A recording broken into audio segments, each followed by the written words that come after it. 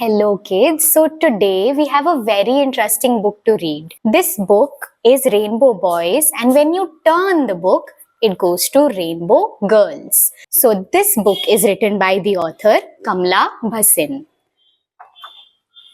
Arey, are you crying? A boy crying? What are you wearing? Are you playing with a doll? Why do you have long hair? Who says all boys should be the same? They are not photocopies of one another. They are individuals. He is tall. He is short. He is neither tall nor short. He is slightly fat. He is thin. He is neither fat nor thin. He lost his leg in an accident. That hasn't stopped him. He goes everywhere. He is sightless since childhood. He can do everything. Some boys like to shout and bully their friends. Some are gentle. They don't pick fights and lend a helping hand to all. Some love to sew and knit and are very good at it. Some love to study and have no interest in games.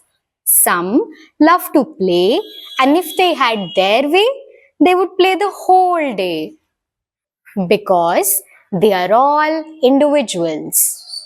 So, in the first part of the story, Rainbow Boys, we see there are different kinds of boys. So just like that, we are going to turn around and read about Rainbow Girls. Tell me, are all girls the same? Should all girls be the same? It would be boring if they were. Some girls look like this. You can see the picture. Some girls look like this. Some look like that. See the difference. All the girls are different. Some wear frocks, others prance around in shorts. Some love long skirts, and some just slip into their father's kurta.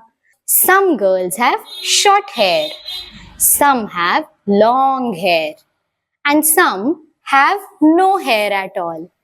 Have you seen someone with no hair? No hair? Some like to climb trees. Some like to sing loudly, and some are just happy to hum. Some girls love flying kites, and some just love playing gilli danda.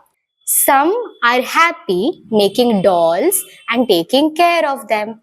So there are different types of girls. All children should be what they want to be, because they are all individuals.